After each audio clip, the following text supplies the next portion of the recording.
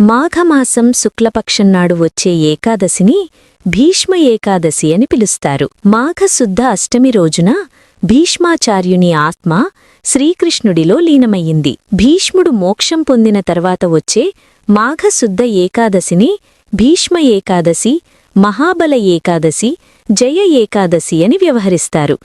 ఈ పరమ పవిత్రమైన భీష్మ ఏకాదశి రోజునే కురుక్షేత్ర యుద్ధ సమయంలో గాయపడిన భీష్ముడు అంపశయ్య మీదన ఉన్న సమయంలో ధర్మరాజుకి విష్ణు సహస్రనామాన్ని బోధించాడు.